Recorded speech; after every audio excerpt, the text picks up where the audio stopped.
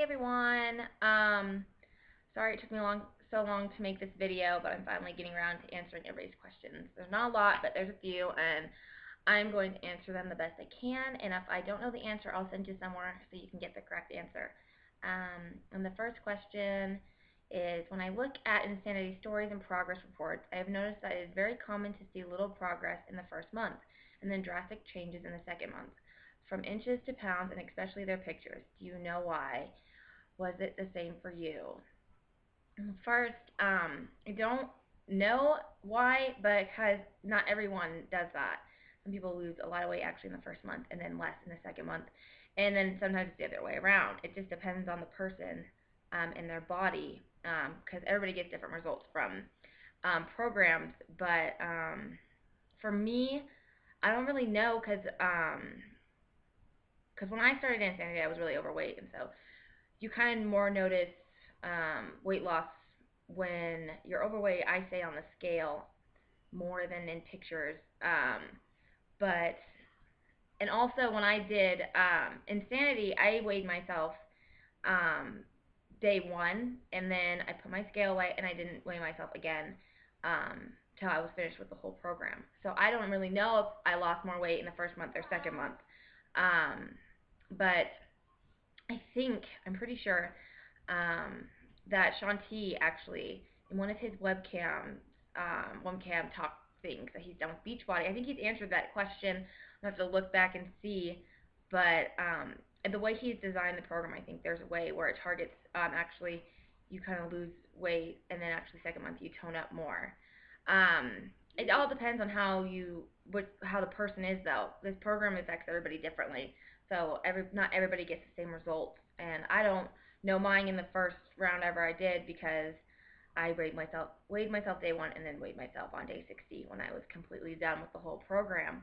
Um, so I actually don't know a good enough answer to that. So I would definitely um, go back and look um, at Shaun T's stuff and see if he has the answer, because he's the best person to give you the answer for that.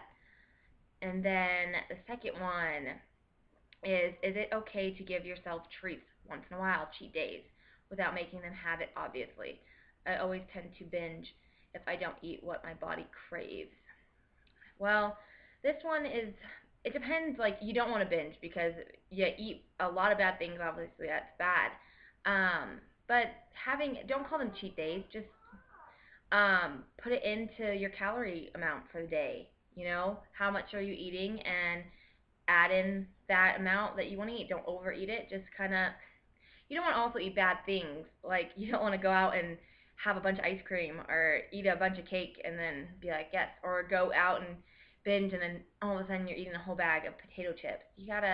There's good things out there that you can replace with those things. Like, they have for like chips and stuff. They have the special K crackers and stuff like that, and then the pretzel chips, um, and ice cream. Actually, Shaun T gave me this because my husband has ice cream every night almost, and I haven't had ice cream in forever. And so seeing that, I'm just like, really? And I always get one. Like, I don't get, like, I don't know. I don't get cravings. Like, I get cravings, but I'm not hungry. I just want a snack because my husband's snacking. And so that's really hard for me because I usually have to say no and don't do it. But if I end up wanting to, Shaun T said in one of his videos um, that fruit popsicles, and I finally was like, that's not bad, because 80 calories isn't going to ruin your whole diet for the day, like your whole meal eating an extra 80 calories. And so I went out and bought the fruit popsicles, and so when I want to have like a snack at night, I have one of those, and it really helps. So those are good to have. You don't. I always think that one quote's funny is, "You're not a dog, so don't reward yourself with food." So just, you gotta think, you don't want to binge, but if you're craving something, also if you're craving salty foods, usually that means you're dehydrated. So if you start like craving stuff, you should drink water. And if you're not hungry and all of a sudden you might be bored, get up and do something. So the little cravings that you want, it's usually when you're bored, sitting there and doing nothing, or you're not properly hydrated, stuff like that. You need to not count them as cheat days, but more like just add them in to your diet when you want it. Like this one girl posted like chocolate and you keep it. I've had it's amazing because if I would have had this in my fridge like over a year ago, it would have been gone in a day. But I have a chocolate bar in my fridge and I keep it in there. And when I want chocolate or something, and you have, because I know most girls out there, you get the chocolate cravings, and so I just kind of break off a little piece and eat it, and I'm done. Like, but I add it into my calories for the day, and I don't overeat it. It's just there, so when you want that little chocolate craving, you can have your fix for it. But it's not, you're not binging on it, you're not eating the whole thing. And this chocolate bar has been in my fridge for like a month now. And so it just sits there instead of eating it all at once in a while, have it in there so you can just break off a little piece and have your chocolate fix. And for say you like chips and stuff, get the Special K crackers and have them with lunch. Count out the amount per serving and have those, or half the serving size, and eat those with your lunch. Um, it's just, you shouldn't like say, oh, I had a really good workout today. Now I'm gonna be able to have cake, because then you're gonna be like you're eating back what you just burned. There's so many calories and sweets and stuff. So definitely find healthy alternatives for the snack foods you like. And then another question is, why do we feel it's so much easier to gain than it is to lose? Um, and you know what? I actually thought about this question a little bit, because it's not easy to gain weight and it's not easy to lose weight, but it's easier to eat than it is to exercise. Um, so it's easier to eat so much weight. Like this new thing that just came out, I saw another person post and it says 3,500 calories. If you burn that, that's 1 pound. It's easier to eat that than burn it. And so people would rather, working out is hard, but it's also rewarding once you reach your goals you want. But people don't seem to realize that you have to eat a certain amount of calories each day and exercise, and that's how you lose weight. Some people just start exercising and don't change their diet, so they maintain or they keep gaining weight. They can lose weight from time to time if they burn than they more calories than they were eating and stuff. But you have to think of it that way, though. It is easier to eat than exercise. So it's easier to gain weight than lose weight. You just kind of have to, and then there's those lovely people out there that can eat whatever they want and stay super skinny. But they're skinny, they're not in shape. So you have to think about it like that. They're not in shape. They're just skinny people who can eat whatever they want.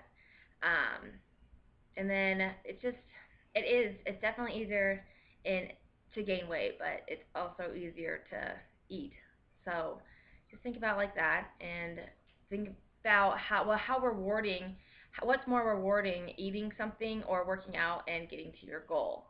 So focus on that and work towards that, and you'll get there. It's just um, I know people get frustrated when they start working out and they aren't losing weight. But you have to think about what you're eating. Are you eating more calories than you're, burning and stuff? Like, if you're eating 2,000 calories and burning 200, and you're wanting to lose weight, you're really not going to lose too much weight.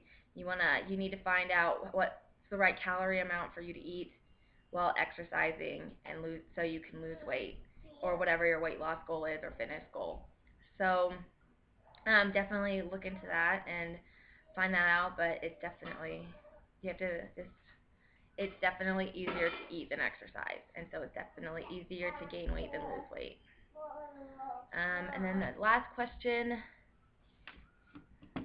not sure if you made the video.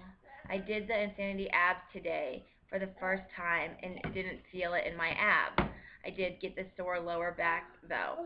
Am I doing it wrong, or is it sorry, my son, or is it just a sneaky workout that you'll feel it all tomorrow?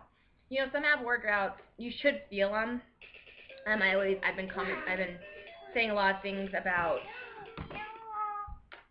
saying a lot of things about Sorry, my son is wanting to play with his singing computer while I'm doing this. But it's different workout. Okay, ab workouts you should feel. But a lot of what people make mistakes of is they're not breathing. They're not breathing. They're holding their breath when they're doing this workout, and you need to keep breathing. When you're doing the movements, you should breathe out and then inhale. Inhale, exhale, kind of stuff. You gotta breathe. Ha. So, and also you need to keep your core tight. Um, if you're not keeping your core tight when you're doing these moves, you're not what is the word for it? Engaging your muscles um, um, when you're doing the exercise, and you have to do that. So make sure you're breathing, make sure you're engaging your core, keep it tight when you're doing the workouts. I felt when I did Insanity's workouts, I always felt them. And also, if you're feeling it in your lower back, that's another sign that you're not engaging your core. And when you engage your core, it gives more support to your lower back. So definitely do it again. See if you engage your core this time. Make your core really tight when you're doing it. Make sure you're breathing and stuff like that. And also let me know if you felt it the next day. Because most core workouts you will feel. The only one I didn't feel too much is Turbo Fires, but I felt it the next day.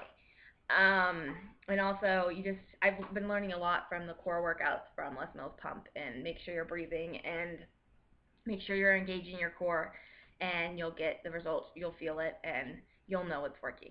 So, yeah, and those are all the questions.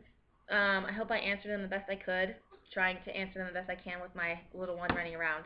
Um, and also, my next challenge group is going to be Les Mills Combat, and I'm actually going to be doing this program for the first time with this challenge group. So if you want in this challenge group, please let me know. I'm only having a few people in the group. It's going to be fun. You need to be on Shakeology as well. It's just going to be a great group. Make sure you order it, and if you don't have Shakeology, right now, Les Mills Combat is now in a challenge pack form, and you get Les Mills Combat along with Shakeology, the free shipping, the free 30-day club membership, for only $160. And so that's a really great deal if you're wanting this program and get on Shakeology. So in January, my next challenge group starts. I really hope to get as many people as I can in it, but I really want it to be a small challenge group so we all can focus on this program together, since I'll be doing it the first time with everybody, and we'll be able to do feedback, and it'll be great.